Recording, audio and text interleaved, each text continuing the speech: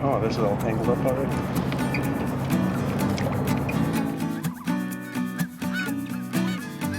Hey guys, Rocky with Wild Edge Outdoors, out here on Lake Pend Oreille again, out here on my Hobie Compass.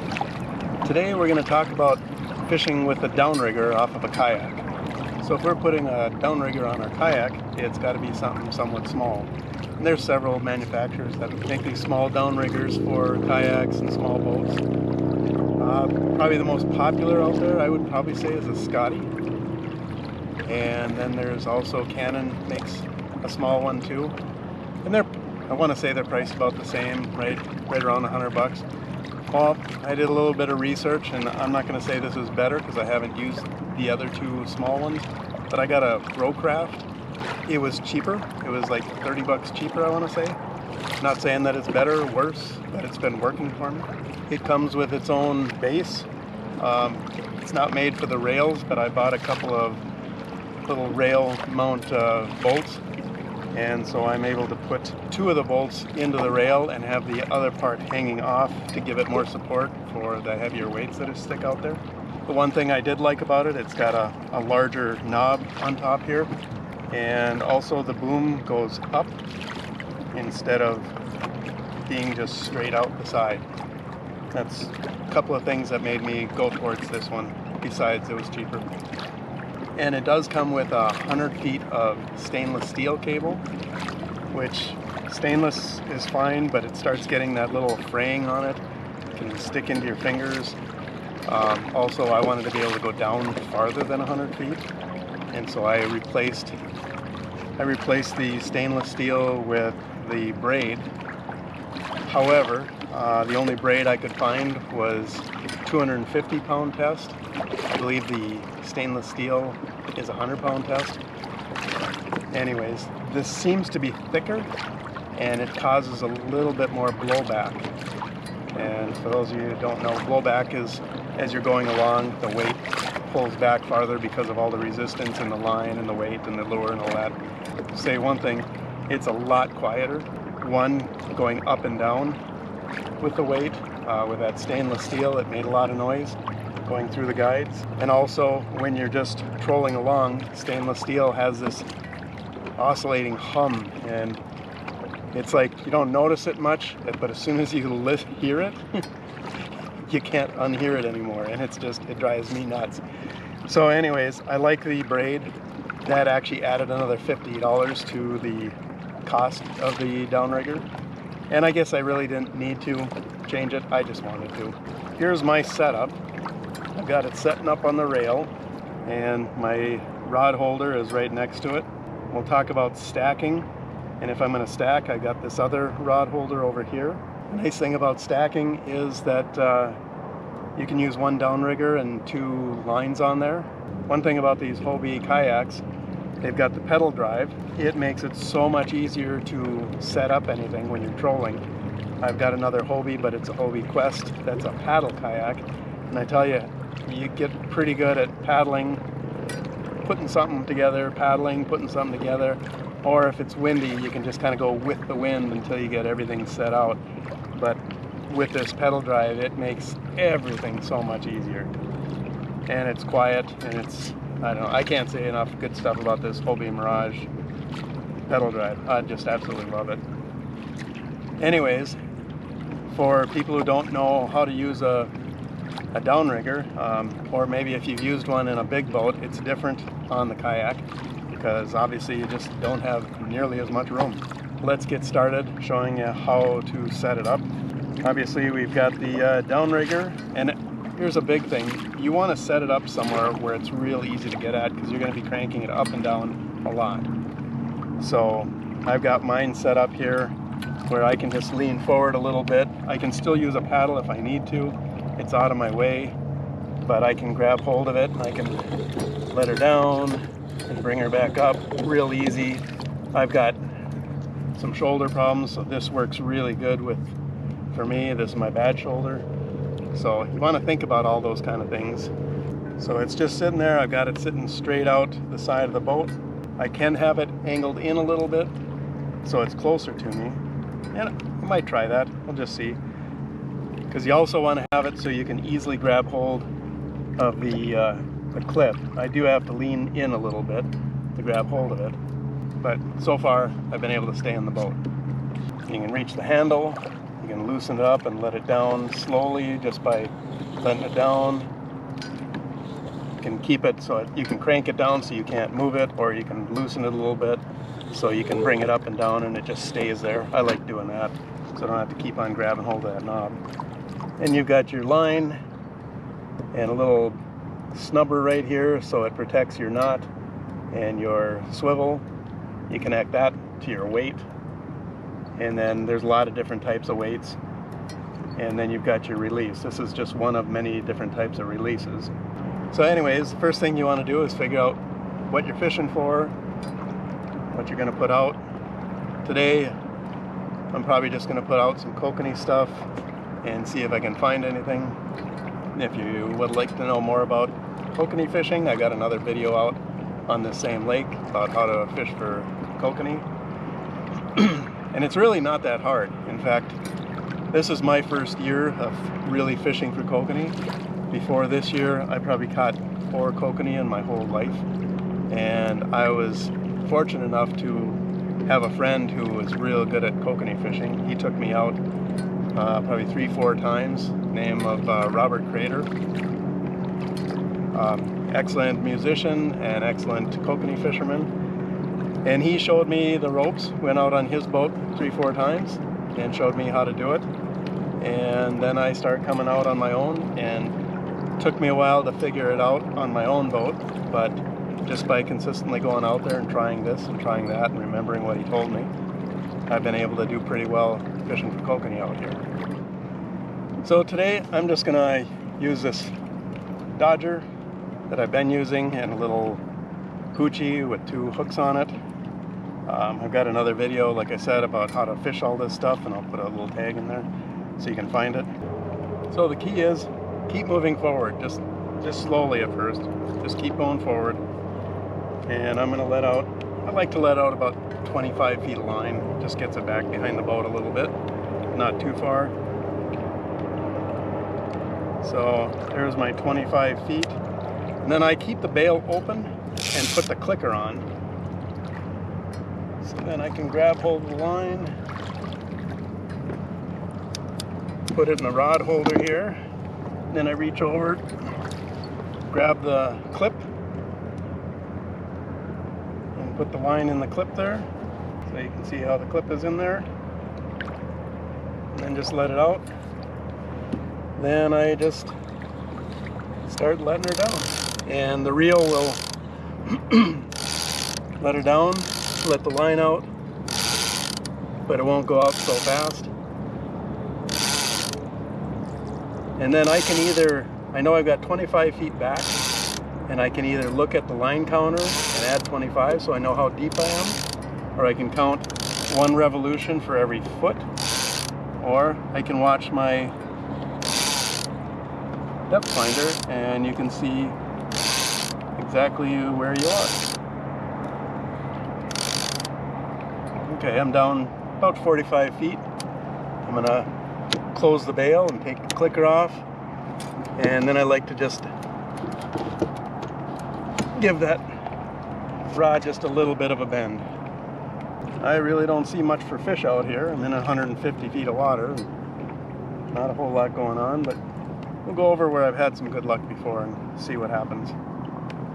So I don't know if we'll get a fish today or not, but just to show you, if I do get a fish on there, if it's a big one, it'll release on that clip and you'll see the rod tip go popping up. But for these kokanee, all you'll see is the rod tip start bouncing. And at that point, you just move forward, grab the rod, reel up a bit, give a little snap and release that. And then you're just fighting the fish by itself or with the whatever tackle you have on there. And a lot of people I've heard don't like using downriggers on a kayak. It kind of scares them. But especially if you're not fishing right next to the bottom, you're not going to hook on anything. But I like being able to fight the fish, especially these small ones, without any extra weight. Because normally, if you get down that deep, you're going to have to use like 3 ounces of lead.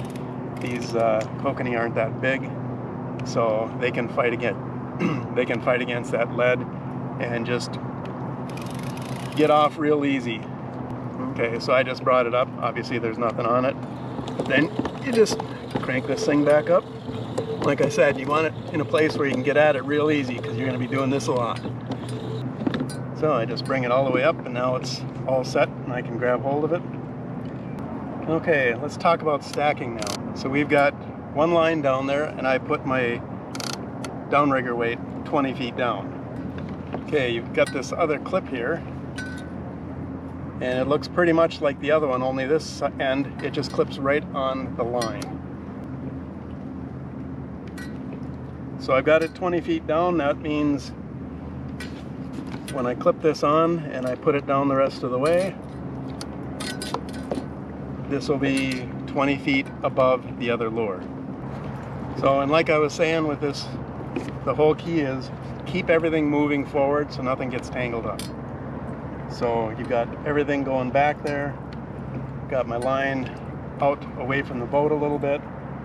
So this next one I'm going to put down is these cowbells and then a wedding ring. And I'm going to have this one go out. I'm going to have this one go out probably about 15 feet. So it's a little closer to the boat than the other one. Maybe 20. So if they see the other one, it might bring them up to this one. So I'm doing the same thing, leaving the bail open, put the clicker on. Now I'm putting it in another rod holder over here. And I'm doing the same thing. I'm clipping this little guy on here, letting her out there. And just start letting them down, and they should both, there we go. Rods, they're both going down.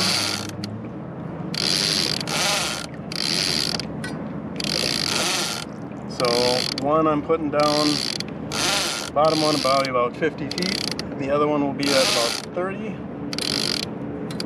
I'm just looking on my depth finder here. And we'll stop it there, tighten that guy up. And we'll close the bails, and having just a slight bend on each one of those. And so there, now I'm fishing 2 lines on my downrigger. Yeah, and I see some fish. And that'd be something if I actually got something here. Yeah, there's some fish right around just above 50. Yeah, we'll see how this works for a while. Okay, I'm going about 1.3 miles an hour. And you can see the angle of my line. It's not too bad, because I'm only down about 50 feet. If I go down deeper than that, yeah, I'm gonna have a lot more blowback. And I found that 1.3 miles an hour has been pretty good for these kokanee. Oh, we aren't. It looks like we actually got something here.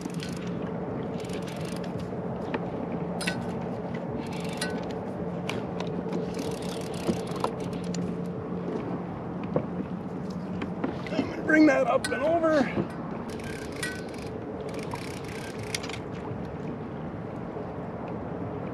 Oh, there was something on there. Because I lost my corn. Interesting. Now there's a bad part about this. Now in order to get this back on, I got to bring this one back up, which means I'm not fishing on either line for a while.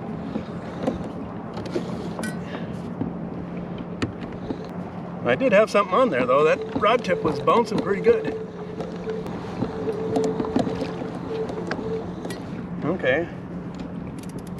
There, I just brought it up high enough to get to the upper clip. So open the bail, put the clicker back on, put this guy back in the rod holder. This guy got a rebait again.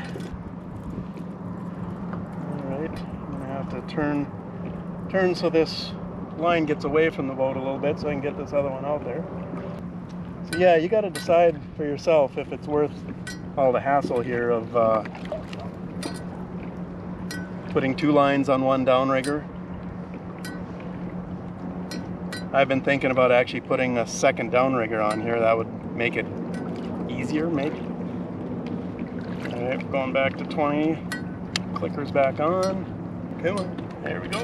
put that guy back in the rod holder. Grab my little clip. Put that in there. And down they go. It actually kind of looks like my other line let go. I wonder if they just got tangled. They might have. That could be why the one looked like it had something on it. I'm gonna have to bring the whole mess back up. And they do make stuff so you don't have to bring everything all the way up and down. But it's more hardware too.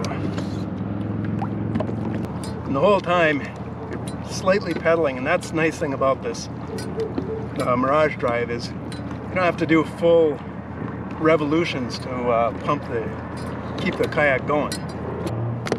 You can just do this little flutter, just barely move it like this, and you'll still keep moving forward. Grab that little guy. Alright, now we're going to let him down about 20 feet. Grab hold of that, put him in the rod holder. Clip that on the line. And we should be able to start going down. Let's close the bails. Keep on moving forward.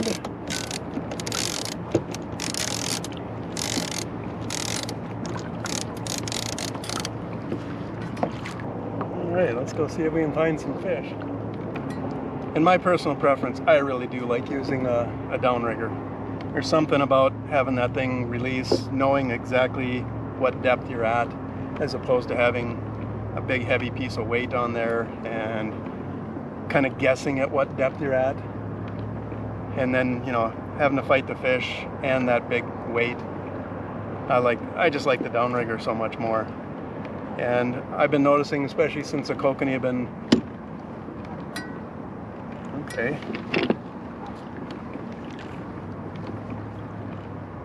You can see that's moving. Let's see if we actually got something on there or if it's just tangled up.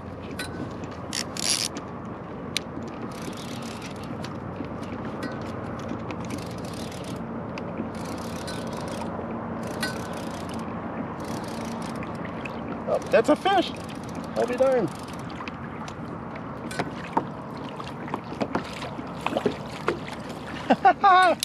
It worked!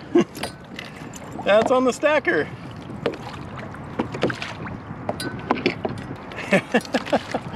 Oh, I'm just amazed. I shouldn't say amazed. That's great. I'm so pleased. And the kokanee here aren't that terribly big, but that's a decent sized one for here. I'm just happier than heck that I got a kokanee. It's middle of the afternoon. As you can see, downrigger works, stacking it works. Now I just got to untangle everything. I have to admit, that's the first time I've caught something stacking on the downrigger on the kayak. But it was worth it. Alright, well, you can see that stacking on the downrigger actually works, because I guess that other one was a fish too. But it works. You just have to decide if it's worth all the hassle of everything going on in the kayak. But for me, it's worth it. Alright, well, we're going to call her quits for today as far as filming, and I'm just going to keep on fishing, see what we can get. Thanks for watching, and if you found anything enjoyable about this video, hit the subscription and click on the bell to get notified when we put out more content. Thanks for watching.